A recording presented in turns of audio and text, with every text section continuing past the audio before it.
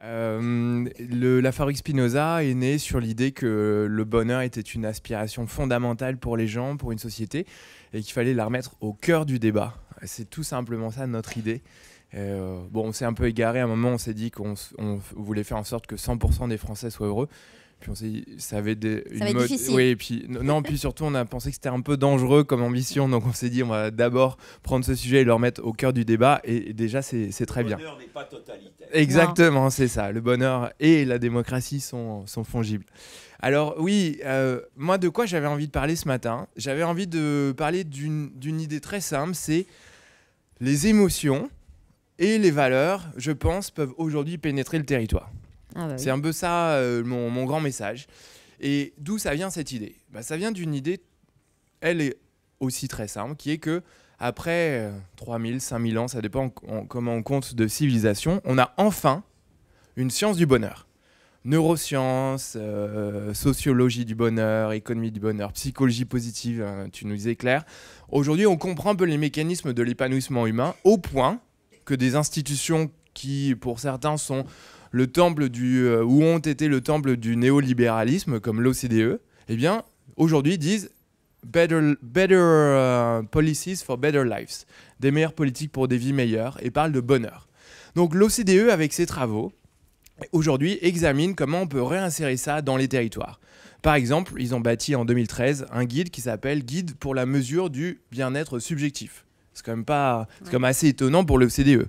Ils ont ensuite créé un colloque en 2014 qui s'appelait « Comment prendre en compte le bien-être émotionnel dans les politiques publiques et dans les territoires ». Ils vont également décliner leur indice du mieux vivre en France sur toutes les régions françaises et essayer d'appréhender à travers un grand nombre de critères comment on se sent. Et puis, j'avais envie de prendre un dernier exemple. À l'un de ces colloques de l'OCDE en 2014, eh bien, un chercheur de la London School of Economics présentait une application qui s'appelait Mappiness, avec un petit jeu de mots, où il permettait à des gens, plusieurs fois par jour, de déclarer comment ils se sentent émotionnellement dans la ville. Alors vous me direz, c'est une application de plus, voilà, quelle implication? Eh bien, les décideurs politiques se sont penchés là-dessus et ont pu mesurer subjectivement, mais de manière quantitative, à quel point on se sent différemment selon la géographie ou le sol sur lequel on se trouve, le terrain. Et ce que l'on voit, c'est que lorsqu'on est près de la mer, sur la mer encore plus, alors il y a, je me tourne un peu vers, il y a un effet positif émotionnel. Exactement, je suis sur la mer avec vous. En deuxième, ce sont les forêts. En troisième, ce sont les promenades végétalisées. Et très très loin, on a le béton. Donc ça fait écho un peu à toutes ces politiques urbaines des années, je vais me tromper, mais peut-être 70, où on minéralisait énormément. Donc ça, c'est intéressant parce qu'on voit comment, tout d'un coup, cette science de l'épanouissement, toujours ce terme fait un peu peur, mais nous amène une nouvelle vision du territoire et comment ça peut dessiner des politiques publiques un peu différentes pour une ville, pour une métropole. Alors, à tel point qu'aujourd'hui, on voit qu'il y a un nombre croissant de territoires qui se disent « allons dans cette direction ». Alors, les mauvais exemples de ça, c'est les hebdos, un hebdo connu qui va faire ce dossier chaque année sur ces villes où il fait bon vivre. Bon, en fait, c'est pas très scientifique comme approche. On va regarder un peu de climat, un peu de pollution, et puis voilà, on a un petit classement. Nous, on pense que les territoires ont moyen de se mesurer différemment. C'est la méthode spirale du Conseil européen qui dit « et si on mesurait le bien-être et la cohésion territoriale ?» et qui opère cette mesure sur 220 territoires un peu partout en Europe. C'est le Conseil général de Gironde qui, là je fais un petit peu de pub, s'est associé avec la fabrique Spinoza pour examiner ce qu'ils appelaient le bien-être territorial, ou encore le mouvement pour une économie positive qui se dit « et si on examinait l'altruisme ?» Ça c'est fort, l'altruisme sur les villes. Alors j'ai envie de prendre un exemple de ça. Un petit exemple, c'est justement le Conseil général de Gironde. Alors eux, ils avaient une motivation, ils se sont dit on nous examine sans qu'on ait pu choisir à quels critères on est jugé. Leur deuxième motivation, c'était se dire on est actif sur des sujets comme le développement durable et pourtant, peut-être que les choses ont un peu changé après la COP21, mais le développement durable ne déchaîne pas les foules. Donc il nous faut un nouveau terme, un nouveau concept pour entraîner, donner de l'élan à un territoire. C'est l'optimisme, c'est le bonheur, c'est le bien vivre, ce sont des notions comme ça, parce que l'écologie ne passionne plus et le développement durable c'est très très large et on ne sait plus quoi en faire. Donc ils ont demandé à notre association d'interroger une trentaine de villes sur le territoire de Gironde, avec sur les sujets comme le bonheur, l'épanouissement, le sens. Quelques exemples d'apprentissage. Eh bien, certains métiers rendent plus heureux spécifiquement sur les territoires de Gironde. Ah tiens, d'accord. Qu'est-ce qu'on en fait en termes de politique publique ? Il y a des disparités fortes de l'ordre de 20% d'un territoire à l'autre, alors que les distances peuvent être seulement de 20 km. Troisième apprentissage, les hommes et les femmes répondent différemment à la question. Alors là, ça, c'est normal. Oui, peut-être, mais vous allez voir. On ne connaît pas la question. On ne connaît pas la question. On n'est jamais d'accord. C'est bien. Alors là, c'est une question, il faut respirer un petit instant avant de l'écouter parce qu'elle peut faire un choc dans la salle. C'est toute chose prise en compte, est-ce que votre vie vaut vraiment le coup d'être vécue ? Wow. Là, ok, là, on a une petite claque dans la figure. Suicide. Bah, non, justement, un élan assez positif, mais on s'aperçoit que les femmes répondent plus positivement à cette question. Alors, vous voyez, ce qui est intéressant, c'est de savoir comment un territoire comme la Gironde va ensuite se saisir de ça pour imaginer des choses différentes en termes d'accompagnement de la parentalité, d'accès au travail. On est juste en train de dire qu'on a un moyen d'éclairer différemment les territoires et les politiques publiques. On est aussi en train de dire que quand on parle de bien-être, de bonheur sur les territoires, on a peut-être aussi un lien avec la démocratie. Parce que ces sujets-là sont un élan formidable pour faire dialoguer les gens. Les gens adorent, les habitants adorent parler de ce sujet-là. Évidemment, ils adorent râler, mais quand on leur demande qu'est-ce qui vous permettrait de mieux vivre sur votre territoire, qu'est-ce qui favoriserait votre épanouissement, ils sont extrêmement prolixes. Et il y a même une étude de Favin et Hott en 2010 qui nous rappelle que dans une démocratie, ce sont les gens les plus épanouis qui participent le plus. Ah oui. Si on le tourne différemment, ça veut dire que les gens dont on aimerait entendre ce qu'ils pensent parce qu'ils vont pas bien sont justement les gens qui nous le disent le moins. Okay ? Donc un territoire qui se réfléchit sur l'épanouissement de ses habitants, c'est aussi un territoire qui va aller chercher la parole de ceux qu'on n'entend pas d'habitude. Okay ? Ça, je trouve ça important. Un autre exemple que j'ai envie de prendre, c'est celui de la ville positive. Donc là, on a parlé bonheur et plus émotion, on va dire. Et là, on a un regard un peu différent. C'est les équipes de Jacques Attali qui ont réfléchi sur comment est-ce qu'on peut prendre en compte les générations futures et l'altruisme rationnel sur un territoire. Alors l'altruisme rationnel, c'est un peu comme Claire qui disait, c'est l'égoïsme altruiste. C'est est-ce que je peux être altruiste sans me faire mal, l'altruisme non sacrificiel. Vous avez donc une réflexion comme à la ville du Havre qui se dit, est-ce que j'ai moyen de réintroduire au cœur de ma réflexion en tant que territoire une valeur qui n'est pas commune. On parle beaucoup de solidarité, de cohésion, de choses comme ça. Là, il y a un territoire qui dit, et si j'arrivais entre mes générations, à l'intérieur de mon territoire, entre les acteurs, entre les habitants, à favoriser l'altruisme. Moi, je pense que c'est courageux. Je pense que c'est courageux parce que c'est accepter que cette manière d'examiner son territoire soit explicite. Vous savez, il y a tout un tas d'indices qui existent et derrière chaque indice, il y a une idéologie qui est cachée. Elle est toujours cachée, elle n'est pas explicite. Là, il y a un territoire qui dit, nous, on pense que l'altruisme, c'est une nouvelle manière de dessiner notre manière de vivre ensemble. Je vais prendre quelques exemples de questions qui sont posées au sein de cet indice. Est-ce que vous avez, dans votre ville, des amis d'autres générations ? Intéressant comme manière d'apprendre l'intergénérationnalité. Est-ce que vous vous sentez chez vous dans tous les quartiers de la ville ? D'accord, ok, j'écoute. Quelle est la magnitude du financement participatif dans les projets de la ville ? Les lycées du territoire ont quel coefficient de reproduction sociale ont-ils ? Je vais comparer, non pas à l'échelle d'un pays comme ça se fait, mais dans une ville et même entre les lycées, je vais regarder quel est le taux de succès au brevet et au bac en fonction de la catégorie socio-professionnelle des parents. On parle beaucoup d'ascenseur social, mais on ne le mesure pas à l'échelle d'un territoire, encore moins à l'échelle d'un lycée. Vous voyez ? Et puis, il y a une très jolie question qui rejoint vraiment les questions, l'enjeu de l'optimisme, qui est dans cet indicateur de positivité. Le territoire vous a-t-il donné tous les moyens nécessaires à développer votre projet de vie ? Intéressant. Vous voyez, c'est intéressant. Ouais. Et ce que j'aime bien dans cette manière d'apprendre le territoire, c'est à nouveau, c'est que toutes ces questions-là sont des formidables matériaux pour faire dialoguer les habitants. Vous avez un territoire qui va rassembler les habitants et les faire échanger là-dessus. Et les gens ont beaucoup de choses à dire là-dessus, ce qui alimente les politiques publiques. Et même en interne, on a des agents de la ville du Havre qui nous disent à réfléchir à l'altruisme sur le territoire, ça a enfin donné un sens à notre manière de faire les politiques publiques. Avant, on rassemblait des statistiques, et là, tout d'un coup, on sait pourquoi on rassemble ces statistiques et on réalise ces enquêtes. Ça redonne un peu de cohésion et une direction à notre politique territoriale. Mais ça prend aussi certainement plus en compte les attentes des citoyens. Exactement. C'est un moyen de mieux écouter. Bien sûr. Moi, peut-être, si j'ai un message à partager avec vous aujourd'hui, c'est de dire que on a cette possibilité, avec des thèmes comme l'optimisme, l'altruisme, l'épanouissement, de réexaminer l'homme et la femme dans sa globalité. Vous avez peut-être vu le film Lucie de Luc Besson. Bon, il y a cette grande tarte à la crème de on utilise seulement 10% de notre cerveau. Bon, en fait, c'est pas exact d'un point de vue neuroscientifique parce que si on avait 100% de notre cerveau utilisé en même temps, on sauterait en même temps, tout en parlant, tout en chantant, tout en se roulant par terre. On en connaît. Voilà. On n'utilise pas toutes les capacités. C'est vrai, on n'utilise pas toutes les capacités. Mais moi, il y a une phrase que j'ai essayé d'imaginer qui serait plutôt que on utilise seulement 10% de notre humanité.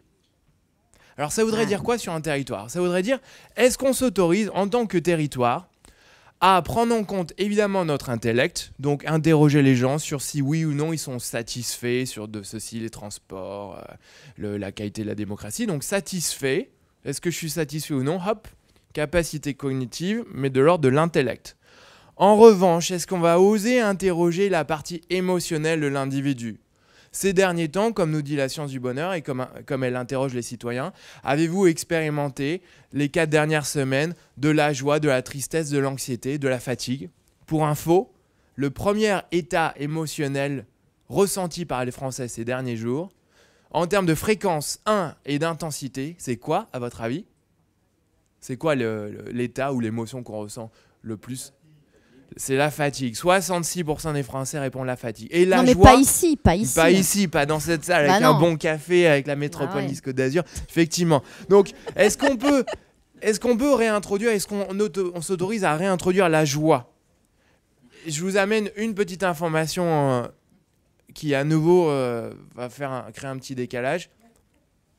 Lorsque des infirmières et des infirmiers en centre de soins palliatifs interrogent les gens sur leurs regrets au moment de quitter ce monde, le deuxième regret évoqué, c'est de ne pas avoir suffisamment partagé ses émotions. Okay. Ne pas avoir dit suffisamment qu'on aimait. Exactement. Et un territoire qui pose cette question, c'est un territoire qui donne des chances aux gens de le faire. Et puis, pour terminer, les 3 facettes de l'être humain, c'est bien sûr l'intellect qu'on interroge beaucoup, c'est la joie, les émotions, le cœur. Et puis la troisième, c'est l'esprit. Bon, si on est un peu, selon notre vision du monde, on va parler d'âme, mais restons dans une spiritualité laïque, c'est l'esprit. Ok ? Et l'esprit passe aussi par les valeurs. Et j'ai bien aimé ce matin qu'on parle de toutes ces valeurs. Et je rappelle un chiffre de Jean-Paul Delevoye, feu président du Conseil économique, social et environnemental, qu'on estime énormément, qui est un ami du printemps de l'optimisme, qui nous rappelle dans un sondage il y a quelques années, donc ça a dû peut-être être un peu moins bien aujourd'hui, que 72% des Français ont besoin d'un but commun. Et un territoire qui ose parler d'altruisme, d'optimisme, d'épanouissement, c'est un territoire qui communique avec finalement l'esprit de l'individu et ce qui fait la grandeur de l'être humain. Et je pense qu'on a besoin d'inspiration aujourd'hui. Et des matinées comme celle-ci, elles nous permettent d'interroger ces sujets-là. Oui, c'est un bon indicateur en tout cas. Alors, on a un témoignage exclusif quand même, puisque vous n'êtes pas venu tout seul. On a la présence de Jacques-Pierre Mariotte et on va lui poser une question à Jean-Pierre. On va lui demander comment peut-on appréhender la dimension sensible des habitants d'un territoire. Vous pouvez nous rejoindre, hein, nous mettre, vous mettre ici à côté d'Alexandre et rester, il n'y a pas de problème. Partagez, partagez. Mais non, mais voilà. Regarde, on est bien comme ça. Voilà. Voilà. On est bien. Oui. Voilà. Mais non, mais c'est ça aussi l'optimisme, c'est savoir trouver des solutions, voilà, sur des choses futiles. Super, oui. Moi, je suis bien, et puis je suis bien de pouvoir parler avec vous aussi. Et je vais prolonger ce que vient de dire Alexandre, partir de la notion d'émotion à celle de ville sensible. Et vous voyez que cette notion de ville sensible, dans le mot sensible, il y a ce qui fait sens, et il y a aussi le sensoriel. Et quand on parle de forêt, quand on parle de mer, quand on parle, il y a dans quelle mesure la ville est susceptible de nourrir ma satisfaction sensorielle et faire sens pour moi. Et donc cette notion de dimension sensible de la ville est vraiment importante à appréhender, pas uniquement à mesurer avec des chiffres, mais aussi à appréhender en allant voir les acteurs, que ce soit des chefs d'entreprise, des jeunes, des mères de famille, des professeurs, etc., etc. Donc cette notion de ville sensible, de sensibilité de la ville est intéressante à appréhender, elle est même essentielle pour 4 raisons. D'abord, parce qu'elle fait partie de la qualité de ma vie. Ensuite, parce que, mais on le disait un peu tout à l'heure, c'est ce dans quoi je peux, ou pas d'ailleurs, inscrire mon avenir à moi, en tant que parent, en tant que chef d'entreprise, pour mes enfants, etc. Et dans quelle mesure la ville va pouvoir répondre à mes aspirations d'épanouissement. Ça, c'est la deuxième raison. La troisième raison, c'est que, en fait, m'est revenu un travail de la philosophe Hannah Arendt sur la condition de l'homme moderne, qui montre qu'on est, nous, vous comme moi, en alternance sur 2 pôles. Le pôle de la vita activa, c'est-à-dire le travail, la décision politique, l'œuvre, et la vita contemplativa, ne rien faire, méditer, se relaxer, peut-être courir, et que la ville est intéressante si elle répond à ces 2 pôles. Et c'est par exemple le rôle des espaces verts, effectivement, c'est le rôle dans une entreprise de la cafétéria où on ne fait rien, simplement être ensemble, etc. Et puis la 4e raison pour laquelle ça me paraît important d'aborder la notion, la composante sensible de la ville, c'est que le numérique est en train de se développer à vitesse grand V avec toute la civilisation des big data, etc. Et comment faire pour que l'émergence de la puissance de cette technologie nous renforce en tant que, non pas cyborg, mais en tant que sujet responsable, et comme si l'enjeu aujourd'hui dans la ville sensible, ce serait par ces technologies, de nous donner, j'appelle ça une citoyenneté augmentée. De la même manière qu'on a parlé d'un corps augmenté, que connaît sûrement notre ami Décathlon. Ça partage déjà avec la salle. Alors on a des techniques. J'allais vous le demander, comment vous vous y prenez? Oui, alors on a des techniques pour aborder le ressenti, pour aborder les pratiques de la ville et pour aborder la fabrication du futur. Alors, pour aborder le ressenti, alors c'est assez simple, je dirais, on a ce qu'on appelle des techniques en immersion, où on va faire des micro-trottoirs, faire de l'observation participante, aller dans des lieux un peu sensibles de la ville, les parcs, les bistrots, la gare, la zone commerciale, l'aéroport, nouer des conversations comme ça, ce qu'on appelle l'observation participante. Et puis on peut avoir dans des tables rondes, au cours des interviews, ce qu'on appelle des récits projectifs. Comment j'ai envie de parler de ma ville à mes amis, à mes collègues. Et là on apprend beaucoup de choses et ça nous permet de mettre à jour les leviers qui favorisent l'appropriation de la ville.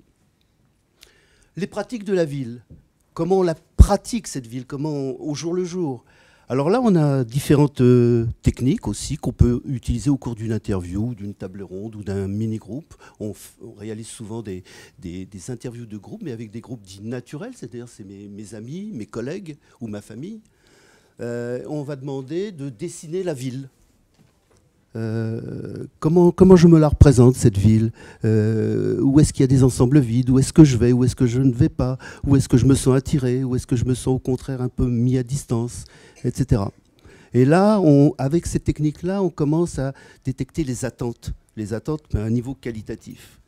Vous adaptez, pardon, en fait, ce qui se fait en entreprise Exactement. au territoire, parce qu'en entreprise, ce sont des modèles qui existent, bien évidemment, pour faire en sorte de réorienter ou de créer de la cohésion ou créer une dynamique nouvelle, une appropriation nouvelle en cas de fusion. Et donc, ce sont des choses qui existaient dans le privé et qui sont ouais, exactement. Ce sont les approches des sciences humaines bien sûr. qui passent du marketing à l'univers citoyen.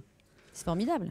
On a aussi sur des plateformes qu'on peut installer pour une ville, on peut demander à un échantillon de citoyens de nous envoyer des photos de leur vie au jour le jour dans la ville. 3 photos que j'aime, 3 photos que j'aime pas, et on va les faire raconter ces photos. Voilà, ça c'était les pratiques. Et enfin, alors il y a quelque chose que j'aime beaucoup réaliser, c'est pour préparer le futur. C'est ce qu'on appelle de la rétroprospective. Alors qu'est-ce que c'est que ce grand mot-là? On va s'imaginer par exemple une journée, une matinée, un après-midi, d'acteurs, de citoyens d'une ville qui réfléchissent de manière prospective à leur ville, à comment devrait devenir leur ville. Par exemple, on va prendre une échéance qui est facilement intégrable, 5 ans. On est en 2016, 2021. Et on va faire travailler par différents sous-groupes homogènes le scénario idéal, vraiment super. Dans 5 ans, voilà ce qui devrait se passer, voilà comment c'est. Voilà ce qui se passe à l'école, voilà ce qui se passe dans la ville, dans les transports. Vous les projetez dans le futur. On les protège dans le futur, mais le futur idéal. Oui, bien sûr. Positif, tel qu'il vraiment il correspondrait à mes aspirations. Premier temps. Deuxième temps, comme ce sont des groupes homogènes mais différents, alors c'est le monde associatif, c'est le monde culturel, c'est le monde entrepreneurial, c'est les familles, etc. On va essayer de voir qu'est-ce qu'il y a de transversal dans ce scénario, qui traverse tous les sous-groupes. Ça c'est la matinée. Et l'après-midi, on travaille en sous-groupe et on se dit, voilà, pour arriver à ce scénario, qu'est-ce qu'il faut faire? Ou qu'est-ce qu'il a fallu faire? Et on travaille sur les solutions. Et ça, je peux vous dire que les gens qui sortent d'une journée comme ça, d'un atelier comme ça, ils ont super la pêche. Mais alors après, est-ce que c'est utilisé quand vous faites ce style de pratique, d'audit, entre guillemets, vous avez un retour d'expérience qui fait que ça a été utile, car entendu et quelque part pris en compte par un territoire? Oui, vous bien l'avez sûr. Testé? Bien sûr, oui, bien sûr. C'est encourageant, du coup. Oui. Et donc, ça veut dire qu'il faut qu'il y ait une demande. Thierry va intervenir. Non, simplement pour attirer votre attention sur le fait que dans nos métiers, d'une façon générale de la communication, à quelque niveau qu'on soit, on a toujours tendance à reproduire des schémas d'analyse, d'enquête assez standardisés. Et dans tout ce que nous entendons, alors je vais faire la promotion de mon partenaire du Printemps de l'Optimisme. Il y en a beaucoup ici. En fait, le seul qui nous manquera, c'est Veolia, mais ça viendra bien. Mais que fait Veolia? Ça viendra bien un jour. Et je veux vraiment attirer votre attention sur le fait qu'il y a là, je parlais tout à l'heure de savoir orienter son regard sur autre chose, c'est la même chose pour ces éléments de participation, de mobilisation et d'enquête. Il y a d'autres façons d'interroger les gens. Il y a d'autres façons de leur permettre de s'exprimer, d'aller au plus profond de leur motivation et de leurs attentes. Et quand on l'entend, ça paraît assez logique, ça n'est pas encore assez pratiqué. Et donc il y a des capacités de développement là qui sont absolument considérables. On pourra d'ailleurs nous-mêmes, par rapport à ce que je disais tout à l'heure à la suite de ma conversation avec Christian Estrosi, réfléchir ensemble à qu'est-ce que c'est qu'un programme de formation des cadres territoriaux orientés vers la mobilisation maximum des énergies positives. Exactement. Donc, je voudrais juste rajouter, pour prolonger ce que disait Alexandre et ce que vous venez de dire, c'est très important dans ces méthodes de pouvoir avoir la parole de ceux qui ne parlent pas. De ceux qui s'expriment si peu. Non, mais ça, vous avez raison. Mais encore une fois, c'est comme en entreprise. On a toujours envie de s'intéresser à ceux qui ne font pas de résultats ou qu'on n'entend pas, bien évidemment. Il faut aller chercher ceux qui sont sur le bord du chemin. Voilà. Et c'est ce qu'on essaie de faire aussi dans la collectivité. Du mieux qu'on peut. Voilà. Et pour conclure, me revient cette phrase de Max Weber, à qui on demandait « Mais qu'est-ce que c'est que la politique ?» Et il disait tout simplement, c'est le goût de l'avenir. Et je crois qu'en travaillant comme ça, c'est vraiment... Ça, c'est la vérité pour les vrais politiques, en tout cas. Ouais. Est-ce qu'on n'en a pas assez aujourd'hui? On en a eu un bon ce matin, en tout cas. Merci beaucoup, la Fabrique Spinoza. Merci beaucoup.